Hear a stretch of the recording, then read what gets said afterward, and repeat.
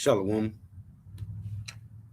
to the elect of Israel, to the hopeful elect of Israel, you Hebrew Israelites, you so-called Negroes, Latinos, Native Americans, West Indians, and Haitians. You got to give all praises, honor, and glory to Yahweh Bahashim Yahushua. The Most High, the Heavenly Father. His Hebrew name is Yahweh. Not Yahweh, not Jehovah, not God, not Elohim, not Most High, not Lord, not Yah, not Jah, not Ahaya, not Allah, not Abba, not Yahuwah, not Hashem, not Yahweh, Haveh, Vaveh. It's Yahweh. And his only begotten son name in the Hebrew is Yahweh Shah. Not Yahshua, not Yeshua, not Jesus Christos, not Jesus Christ, not Serapis Christos, not Yeshaya, not Yehoshua, not Yahusha, not Yeshua, not Jesus Christos. It's Yahweh Shah. So got to give all praises, honor, and glory to Yahweh, Bahashim Yahweh Shah, Bahashim Rekah Kodash. Double honors to the apostles, elder, bishop, and elders of Great Millstone who rule well, who teach well, who are the apostles and elders of all Israel, whether accepted or not.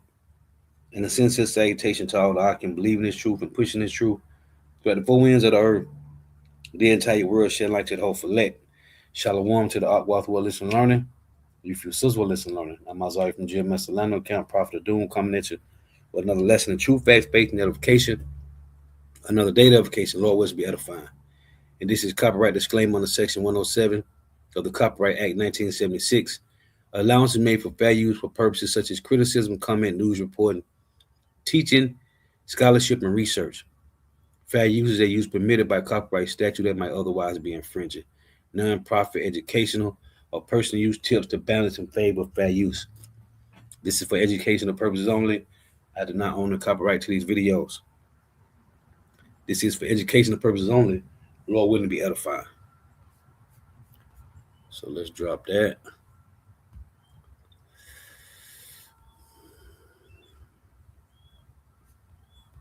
So I saw this earlier, and I just want to give a couple precepts on this because this is prophecy. Now, again, as I titled the lesson, as it was written, so shall prophecy be seen. As it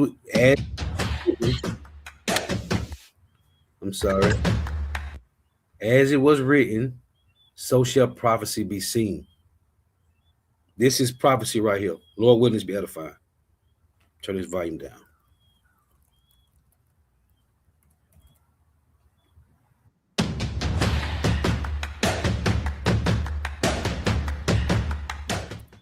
Hello, it's your friend CJ Werleman, and in this episode, we reveal why a growing and strengthening alliance between Muslim-majority countries is reshaping the Middle East and presenting the state of Israel with an unprecedented existential threat. But first, please remember to like and subscribe to our show and ensure your notifications are turned on so you never miss a single episode. Now let's get into it. The idea of a collective security alliance that huddles together Muslim-majority countries under a binding collective defense obligation akin to what Europeans and Americans enjoy under NATO has been kicked around for years, mostly because the potential strategic benefits are obvious, given it would include a combination of Saudi money, Turkish technology, and Pakistani nukes. Hey, and this is heavy because this is the Shia and Sunni alliance, and they're going to align with Russia. Therefore, constituting a triumvirate of military, economic, and technological firepower against the number one threat to peace and security in the Muslim world. You see this? Saudi money, Pakistani nukes, and Turkish military dominance, a Muslim NATO on the horizon, man. And this is in that second Ezra 15, the Carmanians and the Dragons of Arabia. The state of Israel. A stark reality given the Zionist military bombed and or invaded 9 Muslim-majority countries during the last year alone. Israel has attacked more countries than any other country this year. Over 10,600 attacks on 6 countries and 3 territorial waters. These maps show where those attacks took place. When Israel isn't bombing or invading Muslim countries unprovoked, then it's violating ceasefire agreements with its neighbours, having violated its ceasefire with Gaza by bombing it more than 1,000 times in 80 days, adding thousands of more civilians to a death toll that has already surpassed hundreds of thousands. A similar story can be told in Lebanon, proving yet again that Israel can never be trusted under any circumstances, especially when it's even willing to deceive and dupe its number one ally and benefactor. Well, that's Psalms 55. What was that? Psalms 55 and let's go there real quick. Psalms 55 in 21. Psalms 55 in verse 19. God shall hear and afflict them, even he that abideth of old, because they have no changes. They don't have no changes. Therefore they fear not God. I'm talking about these Edomites. He hath put forth his hands against such as be at peace with him. He hath broken his covenant. The words of his mouth were smoother than butter, but woe is in his heart. See, that's a pimp right there. It say his words are smoother than butter, but woe is in his heart. His words were softer than oil, but yet were they drawn swords. So when you got smooth words, that's soft as oil, that's pimping. The so-called white man is a real pimp. He's the original pimp. I didn't like plenty of things I saw yesterday. I didn't like the fact that Israel unloaded right after we made the deal. They didn't have to unload. And I didn't like the fact that the retaliation was very strong. But in all fairness, Israel unloaded a lot. And now I hear Israel just went out because they felt it was violated by one rocket that didn't land anywhere. That's not what we want, I'll tell you. And I'm telling you, I'm not happy about that, Israel, either. Israel also bombed Qatar, home to the largest US military base in the Middle East, just months after the Qatari government gifted Trump a $1 billion airplane, proving no Muslim country is safe from attack, even those with the strongest of ties to the United States government, which is why Turkish President Recep Erdogan reignited the idea of an Islamic NATO in September 2024 by calling for Muslim unity against what he described as a growing threat of Israeli expansionism. İstanbul'un kaderi Şam'ın kaderinden, Bağdat'ın, Kahire'nin, Sana'nın kaderinden, İslamabad'ın, Kabil'in, Trablus'un, Tahran'ın kaderinden, Mekke ile Medine'nin ve elbette Kudüs'ün ve Gazze'nin kaderinden ayrı değildir. Ümmetin sesini ve vicdanını temsil eden teşkilatımızın bu toplantısında İsrail'in tüm bölgeyi yangın yerine çeviren politikalarına karşı duruşumuzu açıkça dünya kamuoyuna duyurmamız gerekiyor. This was Erdogan making a direct and urgent call for Muslim powers to isolate, encircle, and threaten Israel. A call that has invoked derision, skepticism, and even ridicule from Zionists, who have mocked Turkey and other Muslim countries for having achieved little in the 18 months since Erdogan gave that speech. They couldn't be more wrong, because every military strategist in Tel Aviv and Washington, D.C. knows damn well that an Islamic NATO drastically changes the balance of power in the Middle East. New Turkish threat is emerging. I want to be very clear.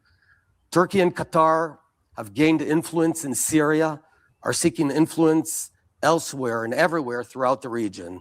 And from here, I warn, Turkey is the new Iran.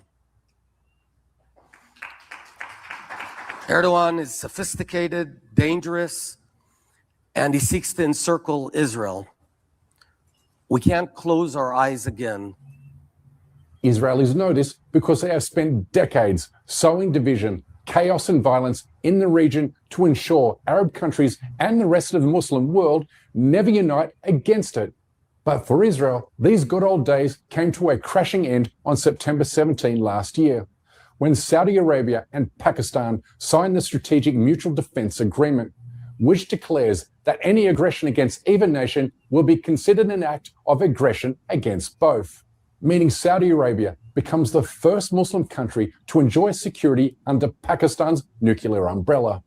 Saudi Arabia and Pakistan signed a landmark security pact on September 17th that could reshape Gulf security. Saudi Crown Prince Mohammed bin Salman and Pakistan's Prime Minister Shehbaz Sharif shook hands on the agreement, declaring that an attack on one would be treated as an attack on both. Pakistan's Defense Minister Khwaja Asif went further, suggesting Riyadh could even gain access to Islamabad's nuclear program if needed, echoing Turkey's warnings that Israeli aggression threatens the entire region. Whether by design or not, the pact sends a clear signal: the global order is shifting. And when old alliances falter, new ones carry weight. Israel is now staring down its worst of all nightmares because it has now lost its number one strategic advantage: the implied threat of using nuclear weapons without having to worry about a counterstrike from its adversaries. A nightmare that's Hey, you know what's heavy about this? So all these Muslim countries, these Muslims alliance, right? Well, guess who's the head of this whole Muslim alliance? It's Turkey. And Turkey is aligned with Russia, man, in Ezekiel 38. So I was looking at this on this is AI overview, because I typed in, which we already know this, just typed it in to see what it was going to say. So it reads, I typed in, does Iran and Arab share the same religion? I said yes. Iranians and Arabs share the same general religion of Western Asia, the Middle East, and are neighbors, but they are distinct ethnicities with different languages, histories, and cultural identities. Iran is not an Arab country. Its majority population is Persian. And while both groups are predominantly Muslim, they have separate cultural roots.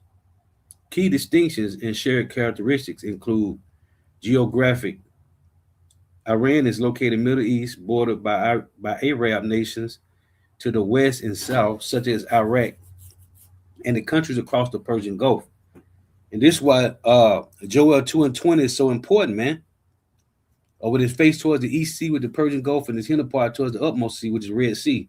So it reads, language. Iranians primarily speak Farsi, Persian, which is an Indo-European language, while Arabs speak Arabic, a Semitic language. It's a culture and history.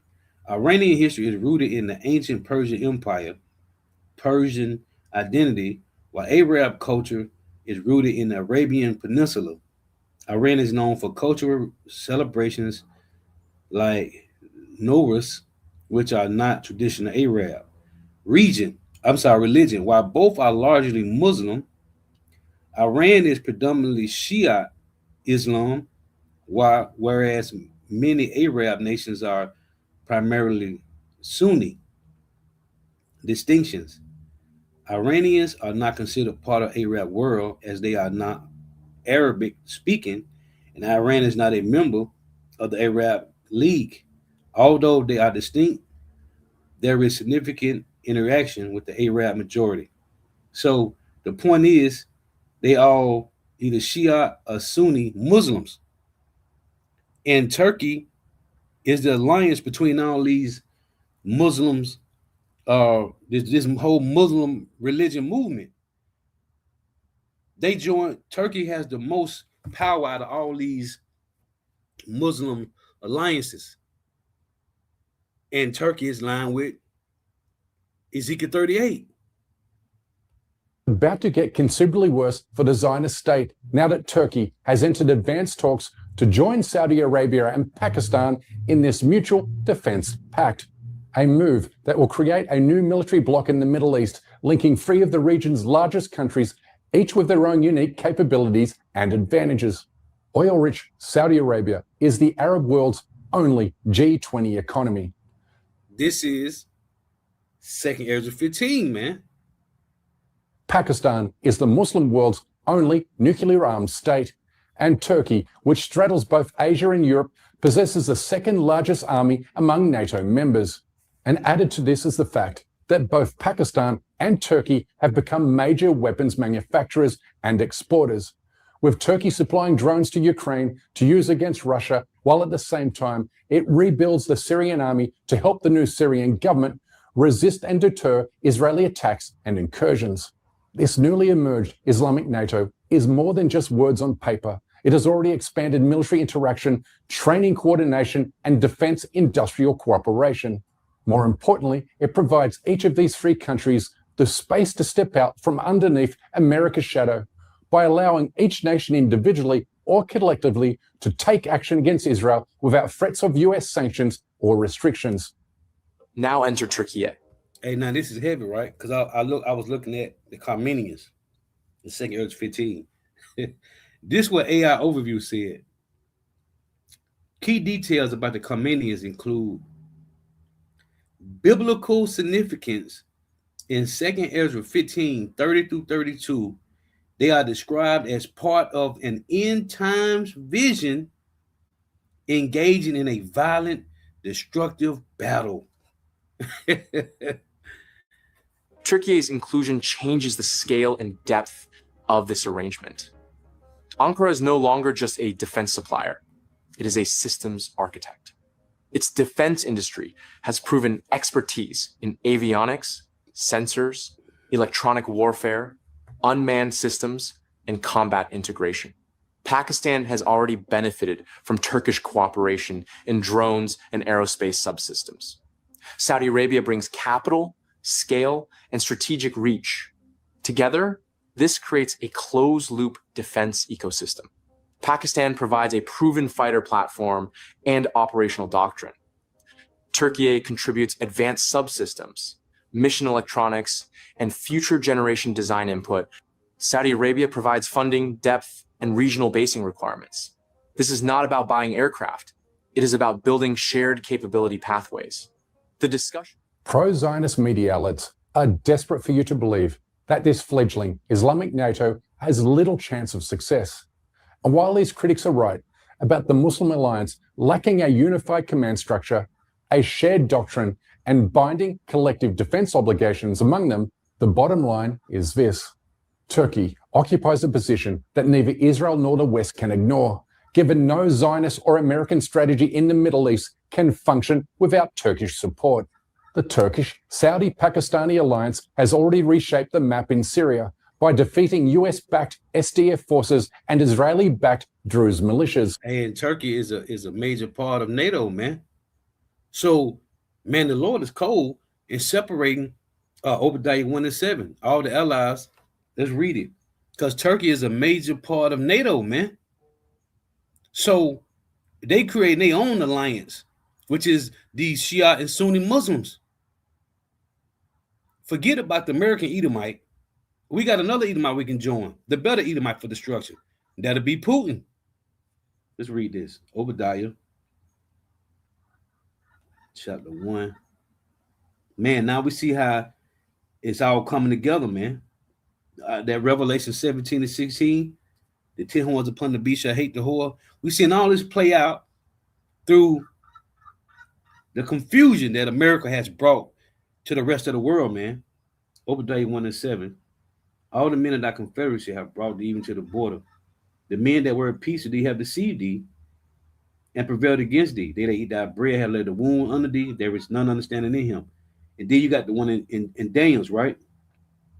This is Daniel's 2, which is the prophets of these Edomites, man. Daniel's 2 and 43.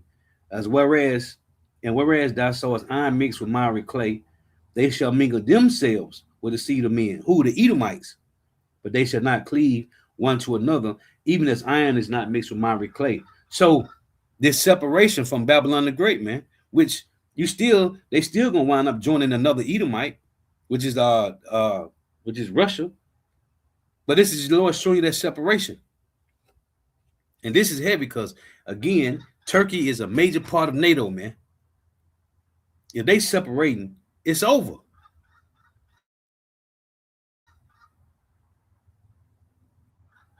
This fledgling Islamic NATO has also destroyed Israeli and Emirati colonial missions in Sudan, where the pair arm and finance the genocidal Rapid Support Forces, with the aim of stealing the African country's natural resources and its maritime ports in the Red Sea. And another major blow was dealt to the Zionist Emirati alliance in Sudan when Pakistan stepped forward on January 26 to supply the Sudanese army with $1.5 billion worth of weapons to push back Israeli and Emirati-backed militias. Pakistan is reportedly in the final stages of sealing a major defense deal with Sudan, valued at around $1.5 billion. This agreement is expected to include attack aircraft, combat drones, and advanced air defense systems, a move that could significantly strengthen Sudan's army, which is locked in a brutal conflict with the rapid support forces. Last month, Islamic NATO helped the Sudanese army retake the country's capital city of Khartoum, signaling a potential turning point in Sudan's devastating civil war, now approaching its third year and 400,000 casualties. This delivered a devastating knockout punch to Zionist Emirati ambitions in the African nation. And Islamic NATO also destroyed Zionist Emirati plans to establish a separatist state in Yemen under the command of a separatist militia known as the Southern Transitional Council. What's commonly referred to in the Middle East as the real nations of the Arab world, and by that we mean nations with a significant population, have woken up to what's been happening around them. Saudi Arabia, Algeria principally, but also Egypt potentially, have realized that the plan to dominate and control the key choke points of the region by Israel explicitly and the United Arab Emirates implicitly is a threat to their national interest. The Israeli Unfolding events in Yemen, Sudan, and Syria constitute a grinding halt to Israel's colonial ambitions in the Middle East, and therefore should not be seen as isolated incidents, but as direct fruits of the fledgling alliance. That's heavy. See where he pointing at? See the map he holding up? Yeah. With the face towards the East Sea, which is the Persian Gulf, and his hinder part toward the utmost sea with the Red Sea, man. Prophecy. Can't make it up. Known as Islamic NATO, because neither Israel nor its allies can seriously challenge an alliance that combines Pakistani nuclear power with Turkish military strength and the Saudi economy. It's over, man. You see it? Hold on. It's over, man. With Turkey aligning these Shia and Sunni Muslims, it's over, man. Because Ezekiel 38, they going to cleave with Russia. Man. This is fire, man. Pakistani nuclear power with Turkish military strength and the Saudi economy. And best of all, Islamic NATO is only getting started, with Qatar lobbying Egypt to join the defense pact, as Egyptian media reports suggest that President Sisi is working on plans to establish a rapid reaction force that could deploy to protect any Arab state under attack from Israel. The rapid buildup of American forces against Iran underscores the urgency of an anti-Zionist alliance that has a unified command structure, shared doctrine, and binding collective defense obligations. The fulfillment of this aspiration poses a direct threat to Israel's security and Washington, D.C.'s interests. Therefore, there's never been a more critical time for Muslim countries to think outside the box.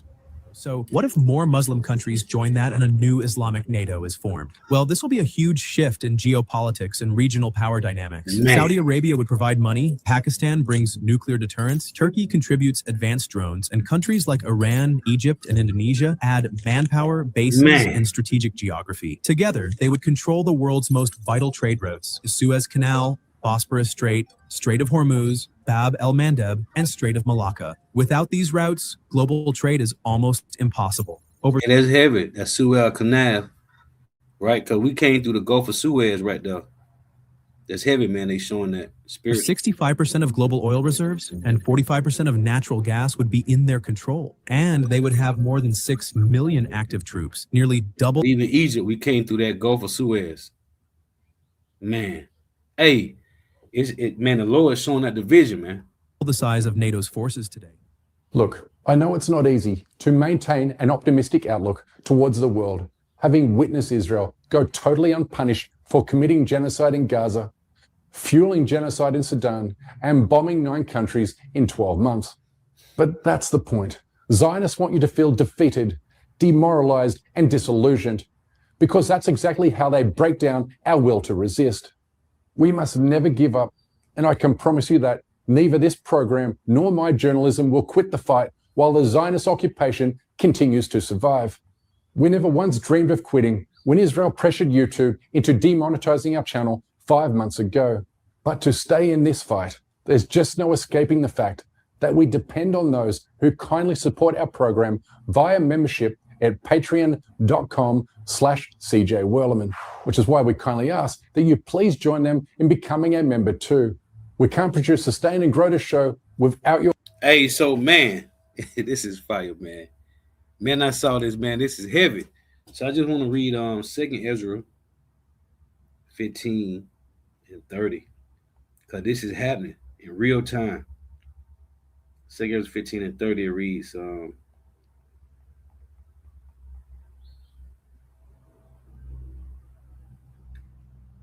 Ezra 15 and 28. Behold, an horrible vision. And when you look at this, this is a horrible vision, man.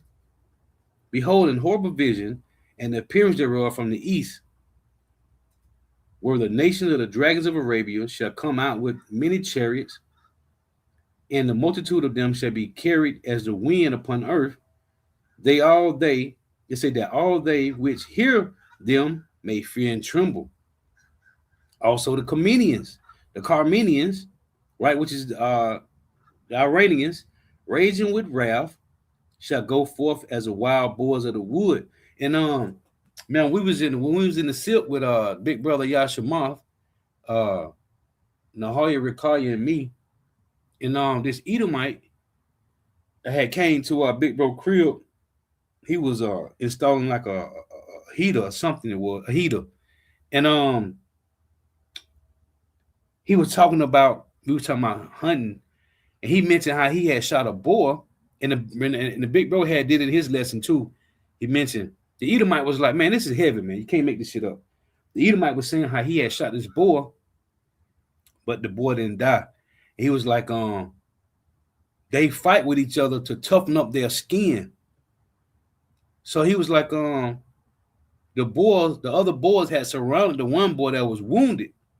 He said he was looking for the boar. He was going out through the woods. He said when he came up on it, the other boars were surrounding that boar, protecting it. But he was making a point how tough the wild boar skin is, and a bullet won't even penetrate it.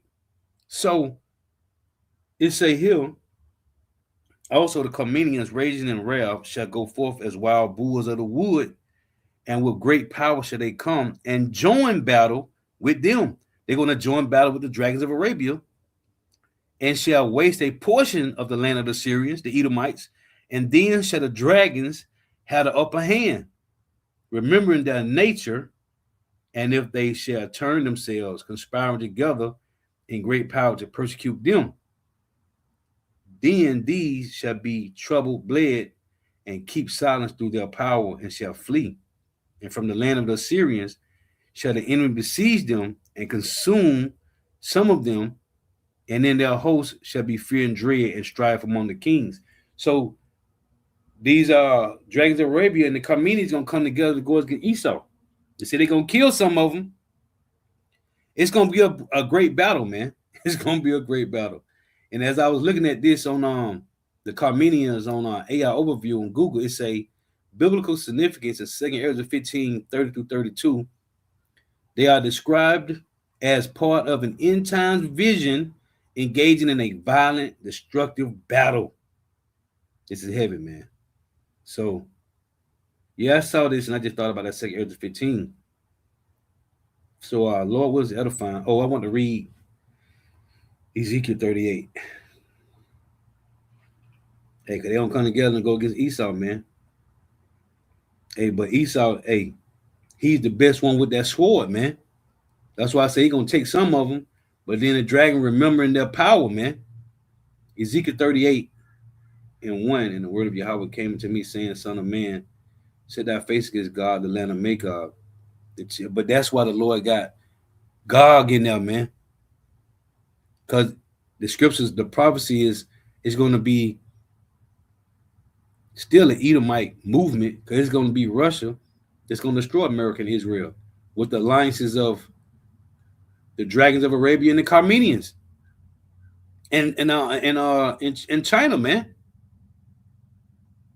Son of man, set thy face against God, the land of Magog, the chief prince of Meshach and Tubal, and prophesy against him, and say, thus saith Yahweh power, behold, I am against thee, O God, the chief prince of Meshach and Tubal, and I will turn thee back and put hooks into thy jaws, and I will bring them forth in all thy armies, horses and horsemen, and all of them clothed with all sorts of armor, even a great company with bucklers and shields, all of them handling swords, which is weaponry, man.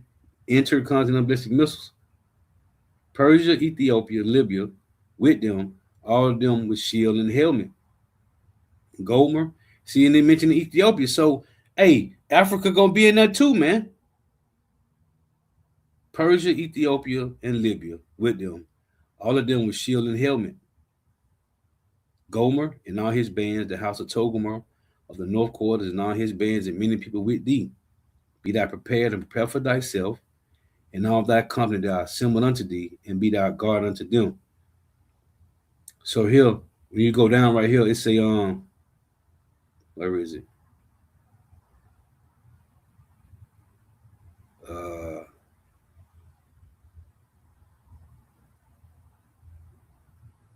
Let's see. Hold on. Bear with me here. When you jump down here in verse in Ezekiel 38, verse 10, it reads, thus saith Yahweh power, it shall also come to pass that at the same time shall things come into thy mind, and thou shalt think an evil thought, and thou shalt say, I will go up to the land of the unwalled villages, I will go to them that are at rest, that dwell safely, all of them dwelling without walls, and having no bars nor gates, to take a spoil and to take a prey, to turn thy hand upon the desolate places that are now inhabited, and upon the people that are gathered out of the nations, which have gotten cattle and good, that dwell in the midst of the land. To my Israel, Sheba and Dedan, and the merchants of Tarshish, with all the young lions thereof, shall say unto thee, art thou come to take a spoil? Hast thou gathered thy company to take a prey, to carry away silver and gold, to take away cattle and goods? And they ain't come for no silver and gold, to take a great spoil. Therefore, son of man, prophesy and say unto Gog, thus saith Yahweh power, in that day, when my people of Israel dwell safely, shalt thou not know it? And thou shalt come from thy place out of the north parts, thou and many people with thee, all of them riding upon horses, a great company and a mighty army.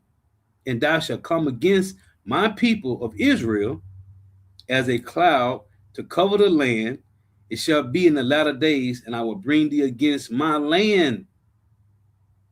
2/3 gonna get destroyed too, but it's talking about the land as well.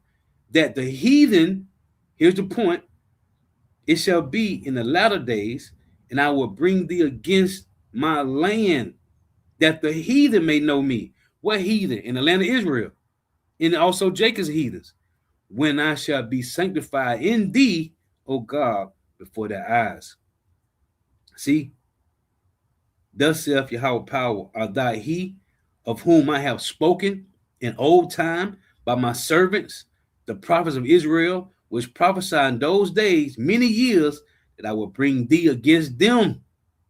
And it shall come to pass at the same time, when God shall come against the land of Israel, saith Yahweh power, that my fury shall come up in my face for my jealousy, and in the fire of my wrath have I spoken. Surely in that day there shall be a great shaking in the land of Israel. So everybody joining the Russia, man, to God. So I just want to make that point, man. It's going to be, as it said in Second Ezra, and AI says it's going to be a destructive battle, man, dealing with the Carmenians and the dragons of Arabia, with the Edomites, or with the Israeli and American Edomites, because they finna join with the Russian Edomites, these Shiite and Sunni Muslims. So yeah, man, it's heavy, man. Hey, so Lord was the edifying. I'm gonna give all praise and glory to Yahweh, Bahashem Yahweh Shah, Bahashem Rikah Korash. Dub honors to the apostles, elder bishops and elders of Great Millstone who rule well, who teach well, who are the apostles and elders of all of Israel, whether it's accepted or not. And a sincere salutation to all that I can believe in this truth and pushing this truth throughout the four ends of the earth. The entire world shed light to hope for elect. Shalom to the Akwath who are listening learning. If you sis will listen learning. Hey, yeah, it's all good, bro. Hey, you can just call me Big Bro. You heard me. You can just call me Big Bro, man. Yeah, I ain't no elder, bro. But the water, though, I appreciate it. You know, brother be messed with me in the camp because of what Apostle Hall had said a while ago. But, you know, nah, bro. The water, though, hey, I appreciate the compliment, bro. But, yeah, man, the water for tuning in. The Lord willing is edifying. Till next time, I say Shalom. Wa Abba. Hey, may Yahweh Bashim Shah continue to bless you in your houses. May the blessing of election be upon your houses.